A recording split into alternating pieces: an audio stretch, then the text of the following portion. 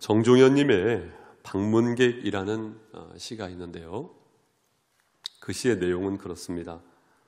사람이 온다는 것은 실은 어마어마한 일이다. 그는 그의 과거와 현재와 그리고 그의 미래와 함께 오기 때문이다. 부서지기 쉬운, 그래서 부서지기도 했을 마음이 오는 것이다. 그 갈피를 아마 바람은 더듬어 볼 수 있을 마음, 내 마음이 그런 바람을 흉내낸다면 필경 환대가 될 것이다.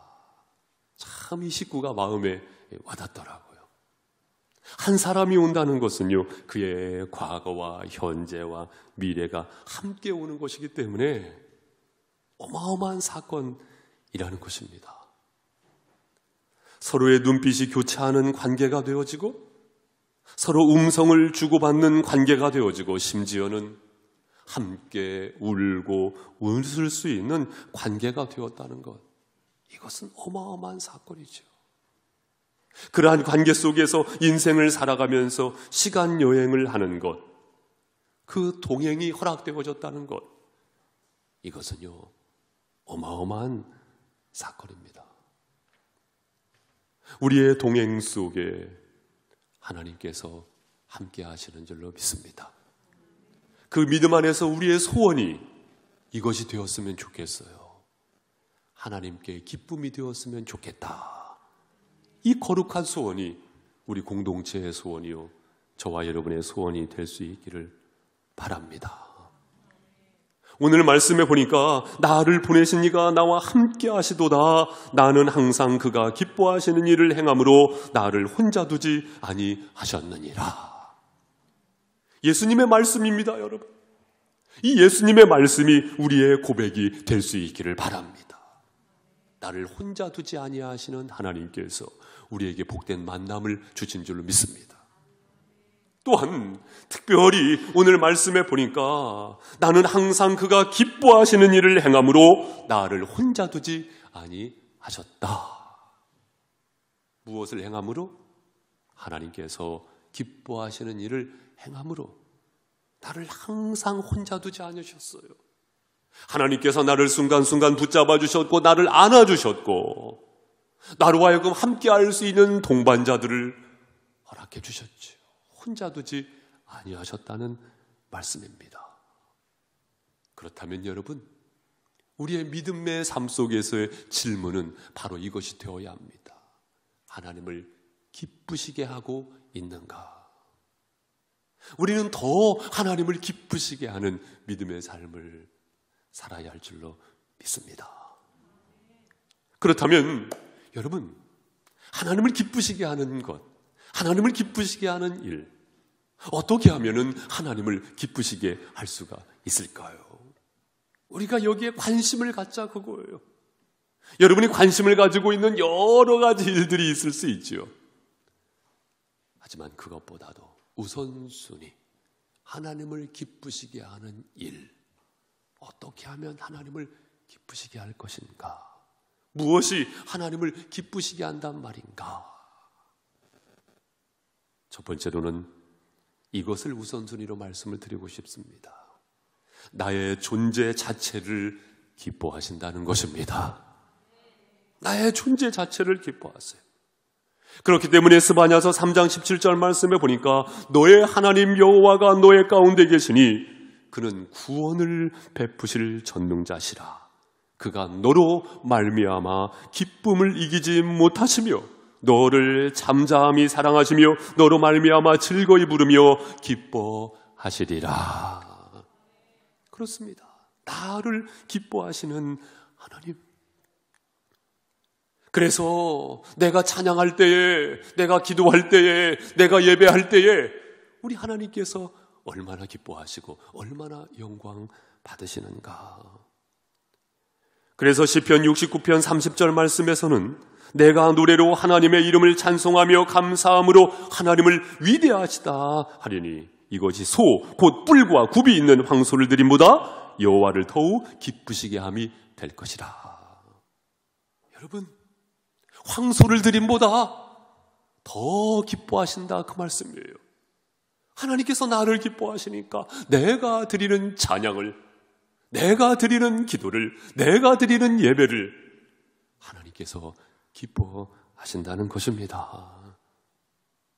그렇기 때문에 어제 송구영신 예배 시간의 말씀 가운데 전달해 드렸듯이 사도행전 15장 16절 말씀에서 야고보를 통해서 하나님께서는 우리에게 말씀을 해주셨어요. 이후에 내가 돌아와서 다윗의 무너진 장막을 다시 지으며 또 그 허물어진 것을 다시 지어 일으키리니.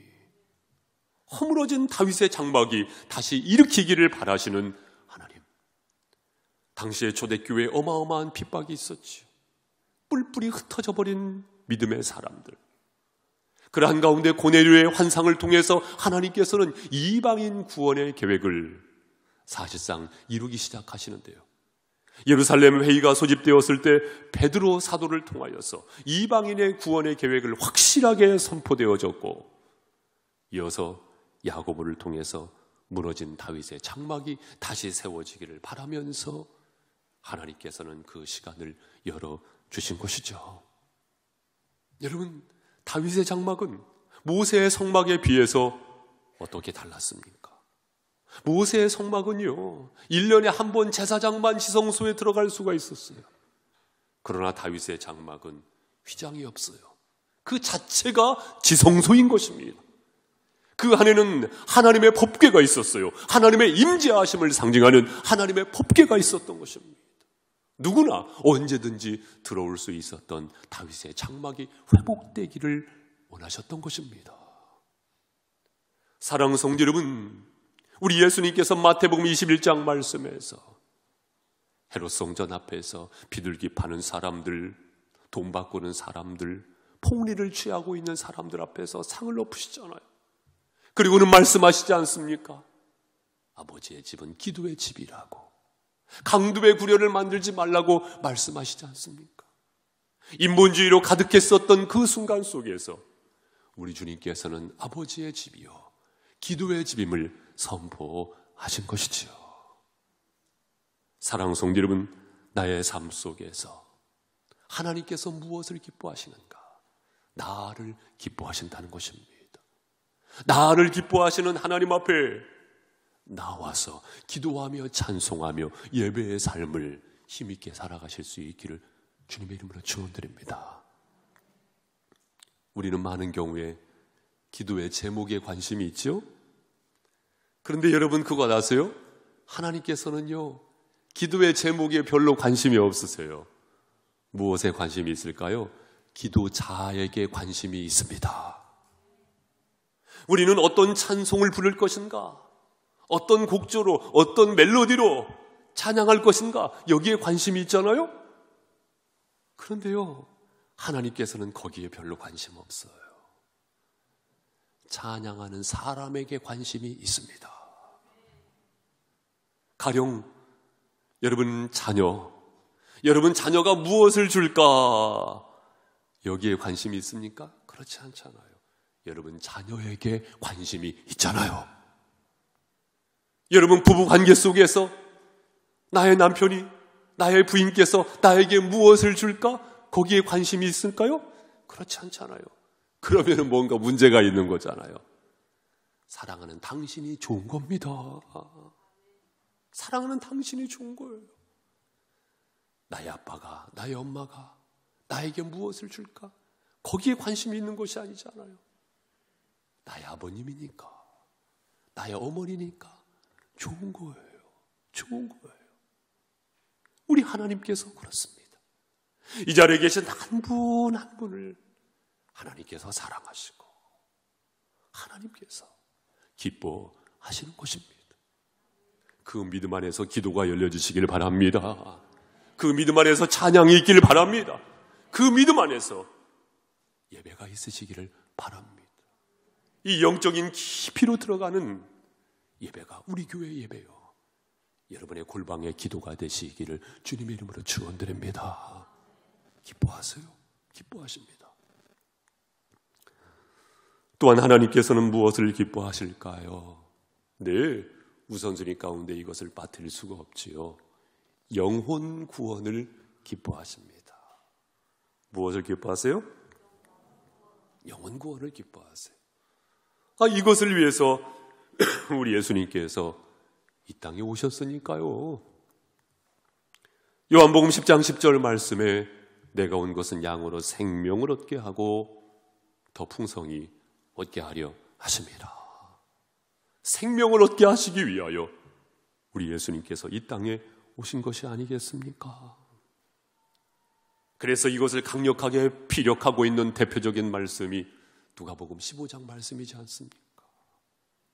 99마리의 양을 들에 두고 한 마리의 양을 찾아 헤매는 목자의 심정, 그것이 바로 주님의 마음인 줄로 믿습니다. 한 드라크마를 잃어버렸어요. 그 드라크마를 찾기 위하여 바닥을 쓸고 헤매고 이것이 바로 주님의 마음이거든요. 탕자가 집을 나가버렸어요. 다시 돌아오기를 바라면서 아버지의 마음은 애타는 것이지요. 애타는 것입니다. 한 영혼이 구원받기를 이토록 바라시는 주님의 마음을 피력해주고 있는 대표적인 말씀이 아니겠습니까? 여러분, 이 주님의 마음을 품는 저와 여러분이 되시기를 바랍니다. 하나님께서 촛대를 끄지 않는 교회는 어떤 교회일까요? 이 영혼 사랑에 있는 교회, 이 구령의 열정이 식어지지 않는 교회, 하나님께서 결코 영광스러운 촛대를 끄지 아니하시지. 하나님의 축복이 있고 하나님의 영광의 임재하심이 있고 하나님께서 친히 돌보시는 줄로 믿습니다. 우리는 이것을 두 글자로 말하면 전도라고 말할 수가 있습니다. 전도하면은 여러분 어떻습니까? 전도의 사역을 생각합니다. 예, 맞습니다. 디모데후서 4장 2절 말씀에 너는 말씀을 전파하라. 때를 얻든지 못 얻든지 항상 힘쓰라. 여러분 항상 힘쓰실 수 있기를 바랍니다. 하지만 이것이 전부는 아니라는 것을 알아야 합니다. 물론 그렇죠. 예수 믿으세요. 예수 전당 불신지요. 이 입술을 떼기가 참 어렵지요. 그러나 그 입술을 떼는 과정 정말로 귀한 시간이고 내가 그렇게 해야겠지요. 하지만 이것이 전부는 아닙니다. 전도의 사역이 있는가 하면 전도가 되도록 하는 사역도 있습니다. 우리는 이것을 가리켜서 팀워크라고 합니다. 예수님께서 공생애를 사시는 기간 동안에 예수님께서 그 복음 사역을 하실 수 있도록 사실은요, 그 주변에 누가 있었습니까? 제자들이 있었어요. 제자들이 함께 팀워크를 맞췄기 때문에 사실은요, 그 복음이 전파가 될 수가 있었거든요. 전도하는 사역도 귀하지만 전도가 될 수 있도록 동역하는 것이야말로 얼마나 귀한 것입니까, 여러분? 초대교회에서 사도들의 활동이 있었는가 하면 그들이 말씀을 전하고 기도에 전무할 수 있도록 7 집사에게 안수하지 않습니까? 그래서 초대교회 지도자들을 세웠단 말이에요. 스데반과 빌립과 니가노르와 디몬과 바메나와 니굴라를 세웠던 것입니다. 그 팀워크가 있었기 때문에 온전한 복음이 전달될 수가 있었던 것 아니겠습니까? 사도 바울이 있기까지 사실은 브리스길라와 아굴라가 있었습니다. 그들은 자신의 목이라도 내어놓았다고 하지 않습니까? 베베가 있었습니다. 바울의 보호자가 되어주었던 베베 집사님, 고마운 분이 계셨던 것을 기억합니다. 바울이기까지 바나바가 있었습니다. 이 선한 동역 속에서 사실상 주의 십자가 복음이 전달될 수가 있었던 것이지. 이러한 팀워크, 주님께서 나에게 주신 은사와 재능과 탤런트를 따라서 우리의 관심이 어디에? 영혼 구원에 있고 하나님께서 기뻐하시는 영혼 구원에 있고 그 초점 안에서 하모니를, 조화로움을 이루어갈 수 있는 선한 동역이 우리 가운데 있을 수 있기를 주님의 이름으로 부탁을 드립니다. 또한 무엇이 있냐면요, 전도를 막지 않는 사역이 있어요. 뭐가 있어요? 전도를요, 막지 않는 사역이 있다는 말씀입니다. 아니, 전도를 막지 않는 사역이 무엇인가? 여러분 주중에 큐티했을 거예요. 요한삼서 1장 9절 말씀에 보면 디오드레베에 나옵니다. 사실상 요한은 가이오에게 또한 당시의 공동체에게 무엇을 말씀하셨냐면은 순회 전도자들을 맞이해 주라고 말씀을 하셨거든요. 그런데 디오드레베가 어떻게 합니까? 그것을 정면으로 거역하는 것입니다. 디오드레베는 어떤 사람이었습니까? 으뜸되기를 좋아하는 사람이었고 비방하는 사람이었던 것입니다. 교회가 온전한 건강한 교회로 세움받지 못하도록 사실상 으뜸되기를 좋아하고 비방하기를 좋아했었던 그는 사실상 교회로서의 복음 전파 사역을 감당하는 데 있어서 사실은 걸림돌이 되었던 것입니다.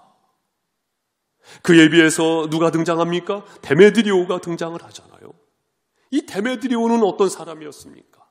뭇 사람에게 인정을 받고 진리에게 증거를 받았던 사람 데메드리오였던 것입니다. 여러분, 시대가 참 사나운 시대가 되었어요. 이 데메드리오와 같은 사람이 사실은 필요한 시대가 되었습니다. 뭇 사람에게 증거를 받는 사람. 뭇 사람은 누구를 말하는 것입니까? 세상 사람들을 포함하는 뭇 사람을 말하는 것 아니겠습니까? 뭇 사람들에게도 인정을 받았던 사람, 그가 바로 데메드리오였던 것입니다. 이것은 마치 초대교회에서 7 집사에게 안수할 때에 그 기준이 무엇이었습니까? 성령이 충만하고 지혜가 충만하여서 칭찬받는 사람 7을 세우지 않았습니까? 하나님에게 칭찬을 받을 뿐만 아니라 사람들에게도, 뭇 사람들에게도 인정을 받고 증거를 받고 칭찬받는 사람 7을 세웠다는 것입니다. 사랑하는 성도 여러분, 전 우리 교회 성도님 한 분 한 분께서 삶의 현장 속에서 이웃들에게도 증거를 받고 칭찬받는 믿음의 삶을 2023년도에 살아가실 수 있기를 주님의 이름으로 권면을 드립니다. 우리 교회가 전도를 하는 것 굉장히 중요해요. 그러나 전도를 가로막지 않는 것은 더 중요합니다. 세상의 덕이 되고 세상의 메시지가 될 수 있는 교회가 우리 교회가 될 수 있기를 소망합니다. 어쩌면 이 소망은 우리 모두의 소망일 거예요. 그럼에도 불구하고 우리가 그 한마음 한뜻으로 갈 수 있는 것은 다른 것이 아닙니다. 나를 주장하는 것이 아니고 예수 그리스도를 따라갈 때 한마음 한뜻이 될 수 있으니 그 구령의 열정이 식어지지 않는 교회, 하나님을 기쁘시게 하는 교회, 하나님의 뜻을 이루어갈 수 있는 교회가 우리 교회가 될 수 있기를 소망합니다. 또한 하나님께서 기뻐하시는 것이 무엇일까요? 여러분 따라서 해보세요. 믿음. 믿음을 기뻐하시죠. 믿음을 기뻐하십니다. 히브리서 11장 6절 말씀에 믿음이 없이는 하나님을 기쁘시게 하지 못하나니 하나님께 나아가는 자는 반드시 그가 계신 것과 자기를 찾는 자들에게 상 주시는 이심을 믿어야 할지니라. 믿어야 할지니라. 여러분, 믿음이 있는 것과 믿음이 없는 것은요, 어마어마한 차이죠. 가령 성경을 읽는다 하더라도 믿음이 없으면 소설책이지요. 그러나 믿음으로 성경을 읽으면 그 말씀이 레마의 말씀으로 나의 영혼의 양식이 되어지고 이 세상을 넉넉하게 이겨나갈 수 있는 축복의 말씀이 되는 것 아니겠습니까? 또한 그 삶은 하나님 앞에 영광이 되어지는 줄로 믿습니다. 사랑하는 성도 여러분, 믿음의 순도가 나에게 있어서 몇 %가 됩니까? 혹여나 세상의 가치와 세상의 염려와 세상의 근심으로 인하여, 세상의 철학으로 인하여, 또한 나의 경험으로 인하여서 이 믿음의 순도가 약화되어지지는 않았나 그거예요. 사랑하는 성도 여러분, 따라해 보세요. 믿습니다. 더 크게 믿습니다. 믿습니다. 믿습니다. 이 목사도 믿습니다. 우리 성도님들도 믿습니다. 순간순간마다 믿음의 자리로 돌아오실 수 있기를 바랍니다. 후회 없는 인생을 사는 비결이 무엇일까요? 믿음의 자리로 돌아오는 것입니다. 나의 옛 경험을 살리는 것도 아니고요. 세상의 가치와 철학을 붙잡는 것도 아니고요. 믿음의 자리로 돌아오는 것입니다. 사랑하는 성도 여러분, 나의 말에 있어서도 믿음의 말이 있기를 바랍니다. 나의 기도의 삶에 있어서도 기도의 삶에 있어서 믿음의 기도가 있기를 바랍니다. 선택에 있어서도 믿음의 선택이 있기를 바랍니다. 예배를 드림에 있어서도 믿음의 예배가 열려지시길 바랍니다. 여기에 평안이 있고 안전이 있지요. 여기에 감사가 있고 여기에 기쁨이 있지요. 사랑하는 성도 여러분, 하나님께서 기뻐하시는 믿음으로 한 걸음 한 걸음 나아가시는 2023년도가 되시기를 바랍니다. 마지막으로는요, 우리 하나님께서 기뻐하시는 일, 이것을 빠뜨릴 수가 없어요. 그것은 자주 언급한 바가 있는 부분인데, 소외된 사람을 위한 행동을 기뻐하십니다. 소외된 사람을 위한 행동, 하나님께서 그것을 기뻐하신다, 그 말씀이죠. 그래서 마태복음 25장 말씀에 양과 염소의 이야기를 우리 주님께서 친히 하시지 않습니까? 아니, 내가 줄일 때 먹을 것을 주었다. 목마를 때 마시게 하였다. 나그네 되었을 때 영접해 주었다. 헐벗었을 때에 옷을 입혀 주었다. 병들었을 때에 돌보았고 옥에 갇혔을 때 와서 보았느니라. 여러분, 저는 이 말씀을 문자 그대로 받아들입니다. 사랑하는 성도 여러분, 내가 언제 그리했습니까? 이 질문 가운데 주님께서는 무엇이라고 말씀하실까요? 지극히 작은 자에게 한 것이 곧 내게 한 것이다. 지극히 작은 자, 지극히 작은 자. 여러분, 우리는 지극히 작은 자를 보는 눈이 열려 있습니까? 세상에는 반짝반짝 빛나는 그것을 좋아하지. 그러한 사람을 좋아하죠. 그러나 주님의 관심은 어디에 있는가? 지극히 작은 자, 지극히 작은 자, 거기에 주님의 관심이 있다는 말씀입니다. 사랑하는 성도 여러분, 이처럼 소외된 사람을 위한 행동을 저버리지 않는 교회가 우리 교회가 되기를 바랍니다. 또한 믿음의 동역자들의 삶과 시간들이 되실 수 있기를 부탁을 드립니다. 그때 중요한 것 있지요? 그것이 무엇일까요? 자기를 드러내지 않는 것입니다. 공동체의 질서가 언제 깨질까요? 자기를 드러내려고 할 때에. 믿음의 삶 속에 하나님께서 원하시고 하나님께서 기뻐하시는 영적 열매가 풍성하게 맺혀야 함에도 불구하고 초라해질 때는 언제일까요? 자기를 드러내려고 할 때 사실은 영적으로 초라해질 수가 있는 것이거든요. 그래서 주님 말씀하시지 않습니까? 마태복음 6장 3절 말씀에서 너는 구제할 때에 오른손이 하는 것을 왼손이 모르게 하여 내 구제함을 은밀하게 하라. 은밀한 중에 보시는 너희 아버지께서 갚으시리라. 갚으시리라. 사랑하는 성도 여러분, 아버지 하나님께서 나에게 갚아주실 것이 있도록 하십시오. 이를 위해서 영광을 내가 받으면 안 돼요. 자칫 이 시대에 티오드레베가 되어서는 안 된다는 말씀입니다.